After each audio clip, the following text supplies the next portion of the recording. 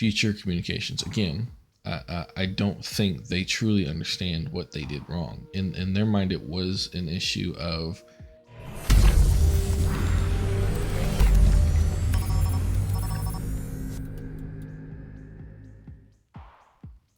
Hey guys, Space Marine 658 here. Today I am bringing you a bit of an update to the whole Unity situation. We're going to cover a bit of the response that there has been, as well as Unity's backtracking. Now, about a few days ago, on the 18th, there was this article posted by Bloomberg. You can find a link to the article down below so you can read it directly yourself. But essentially, according to them, there was a leak, which, let's be honest, a lot of times, this is just my personal opinion, but a lot of times these kind of leaks are usually intentional, so that the companies can kind of test the water and see what people's responses are. But essentially the leak was that they are making changes, and the change is that they're going to limit the fees to 4% of the game's revenue to customers making over $1 million. Saying that installations counted towards reaching the threshold won't be retroactive. So a lot of this is honestly very good news for people who, are going to be using Game Engine, but at the same time, it's not necessarily a full backtrack. They are still counting installations. They're just limiting it to 4% of the game's revenue. So if your game makes $1 million, it's going to be a lot better of a fee pricing. But that still means that originally, if your fee was going to be, let's say, if it was going to be very low, a couple dollars, someone could still redo the installations over and over and over, just to bring you up to at least that 4%. Now, of course, that's better than the original plan, which didn't necessarily have a cap, and it could be, driving your company bankrupt. But it's still a lot of money to be on the table for something that could be possibly done by bad actors. So I don't think there's actually been that big of a change in terms of the actual real world, what people can do to harm the company. Now, another thing I noticed when reading this article, which you can read here yourself if you'd like to, but something that I noticed is that they don't actually seem to be actually realizing what they did wrong. For example, here, Unity executives said the company hasn't yet announced the latest changes because executives are still running them by partners and don't want to repeat last week's communication debacle, which led to several clarifications. The issue wasn't the communication. Yes, communication maybe could have been tweaked slightly better. The problem was not communication. The problem was the plan. And so this to me screams that their thinking is that it was a PR issue, that they didn't make it seem good enough when it was really awful. Because when they tried to clarify and communicate, that only made it worse. It just made it more clear that there was a lot of legitimate problems with this. At first, people were willing to give them benefit of the doubt and say, okay, maybe, they're misspeaking here, and, maybe it's not as bad as it sounds. And then they would clarify and it would be even worse. So this to me screams a lack of real world understanding. And then down below, in the meeting, Riccatello emphasized the new policy is designed to generate more revenue from the company's biggest customers, and that more than 90% of Unity users won't be affected. Several employees asked during the meeting how Unity would bounce back from what appeared to be a breach of trust. Executives said the company would have to show, not tell, and handle future communications more carefully. Future communications. Again, I don't think they truly understand what they did wrong. In their mind, it was an issue of explaining themselves correctly. When they did that, it seemed worse. So I don't think the problem is communications. I don't think there's any version of this that could have gone down a whole lot differently than what has happened. Riccatelli said, it is a massive transformational change to our business model, but he acknowledged, I think we could have done things a lot better. I think there is a version of this that could have gone down a lot better. And that is the version where you didn't have an installation fee, a runtime fee. A version where instead you did the Unreal route and do what you do here, which is charge 1% less than Unreal's route.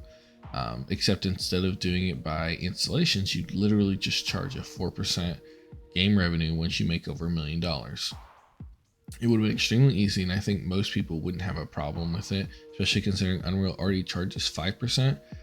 They totally could have made the argument that they're trying to undercut Unreal, which 1% difference, I don't think for most people is going to make a huge difference. I mean, of course, if you're over $1 million, the difference between 4 and 5% is a substantial amount of money. But if you are making that amount of money significantly over $1 million, it becomes less and less of an issue.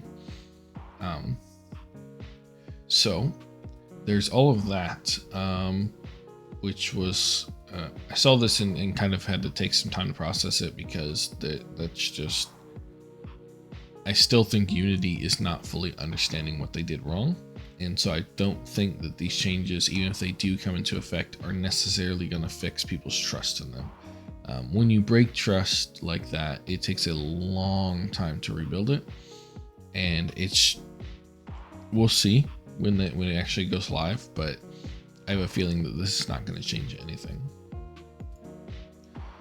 So some of the responses y'all have probably already seen has been pretty wild. Relogic here, for example, donating $100,000 to each of these game engines, as well as giving them $1,000 a month moving forward, is pretty amazing, and always good to see the community standing up for each other. But I wanted to talk about sort of the response that has been from within the actual Unity community. It has been pretty unfortunate to see for them that they're going to have to switch engine. For a lot of them, they've kind of accepted this. There are a few people that are like, I'm so close to release, I might as well release, and then just, if it's, the runtime fee is too bad, I just delete my game. But a lot of people are switching. As you can see here, one of the highest current rated posts on Unity is why not Unreal. But overall, from what I've seen from comments on my last video, as well as comments within the community itself, is a lot of people have kind of accepted that Unity is just not a viable engine anymore, and have decided to move on. So for those of you watching here who are Unity users, definitely there's tons of resources out there. There is a Unreal Engine Slackers Discord that has a lot of great information. You can search it just like you could a forums. So I know that while Unity had better forums than Unreal Engine, you can use the Discord in much the same way you would use a forum. And the benefit of the Discord is people are a lot more willing to post questions, because they disappear up the list after a while. So you'll find that there's a lot of asked questions and a lot of answered questions. But yeah, so that's been a big part of the response, which I think is kind of emblematic of where this is going, is that despite them talking about possibly backpedaling on the runtime fee, at this point they've lost a lot of goodwill of the community, and so a lot of the community is leaving. In fact, we have over here, even in just the game development discussions on Reddit, a lot of the top posts are about switching, Unity. This was just about HTML in general. And as you can see, there's a variety, but there's a lot of people talking about switching away from Unity. And I think that the more and more they basically keep this whole installation runtime fee, the worse it's going to get. So I think until they fully just repeal the runtime fee and just go with a 4% cap, I think that it's just going to get worse and worse, because people are a lot more willing to accept a 4% cap. Like, technically this version would be, if instituted correctly, and they actually go with it with the 4% cap, it would technically be better than just a pure 4% cap. But then you have to worry about the legality of, hey, my game, if my customers install it, their data may be sending back to Unity, because how else is Unity going to track installs? And they still haven't explained that to us. They say that there's going to be unique installs, and reinstalls and the original unique installs are the only things that count.